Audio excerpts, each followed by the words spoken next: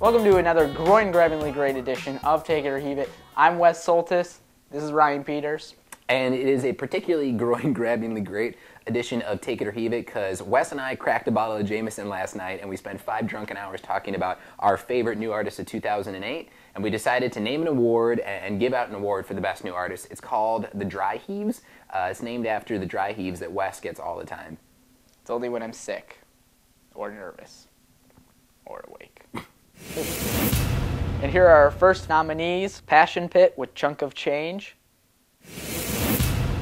Grand Archives with The Grand Archives, MGMT with Oracular Spectacular, Wild Sweet Orange with We Have Cause to Be Uneasy, Late of the Pier with Fantasy Black Channel. So I know MGMT has actually been around. They had like an EP that came out a couple of years ago. Yeah, they opened for Of Montreal for a couple of dates in like 2006, I think. I think so too. But they really blew up this year, so we kind of consider them like a new artist this year. Yeah, I mean their full-length debut came out. They opened for Radiohead, which is, I'd say that's pretty substantial. I'd say so too, definitely. I liked your pick of Passion Pit. Yeah, it's interesting because that started off as a Valentine's Day gift for a girlfriend, and then it just kind of got a little bigger. Like first the girlfriend had it, then a couple friends had it, and then eventually people in the industry had it. It's like a musical STD. Yeah. It really is. It really is. And then I think the one that I like the most out of that group is Wild Sweet Orange. Oh yeah, I mean that's just good Wilco-esque music. Yeah, it's fantastic. And they remember we talked with them at Lollapalooza. They were really cool. Yeah, really humble. Grounded. Mm-hmm. I think out of every band they might have the most staying power. Definitely. Which if that's gonna sway your vote. Think about it for the dry heave. Our final nominees: Bon Iver with For Emma, Forever Ago, Rah Rah Riot with The Room Line, Vampire Weekend with their self-titled album, Black Kids with Party Traumatic, and These New Puritans with Beat Pyramid. Ryan, I think your love affair with Bon Iver is kind of creepy. I know. Well, so is my love affair with Salma Hayek. But I love the Bon Iver album for Emma Forever Ago. It's fantastic. He recorded the whole thing in a cabin in Wisconsin by himself, and he just recorded it just because he was there by himself trying to get over like the breakup of a band and the breakup he had with a girlfriend, and he just recorded the songs just to kind of get all his thoughts out of his head. And he was playing it for some friends, and they really liked it. And he was only going to use them as demos to send to a record company to like get a deal to make other songs.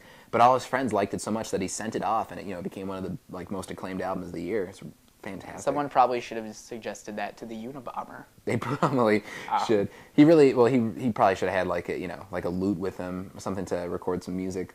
Yeah, and I remember a couple months ago there was a Take It or Heave It where you weren't so hot on These New Puritans. No, it's totally true. It's kind of the way I feel about most of my illegitimate children, where I don't like them at first, but no, I listened to the These New Puritans album, a lot since the first time that we talked about it, when I was kind of on the fence about it, and it's really grown on me a lot. So I'm willing to give them the thumbs up now. And now, Vampire Weekend, we can get into this. Does Vampire Weekend have staying power?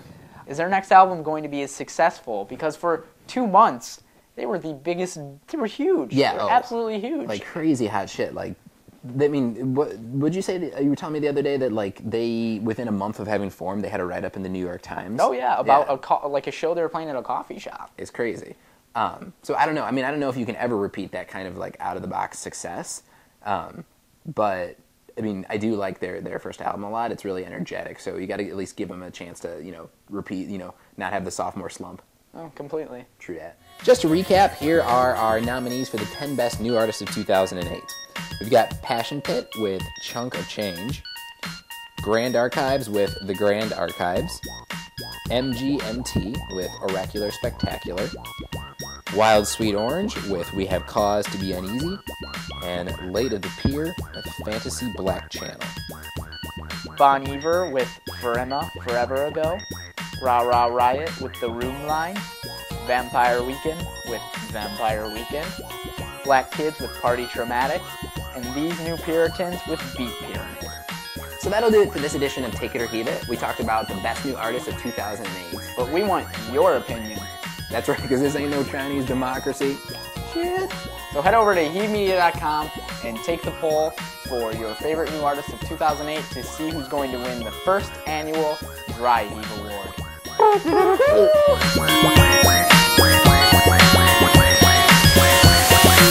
HEAVEmedia.com would like to thank the Polish ambassador for creating our theme music. If you'd like to know more, go to PolishAmbassador.com.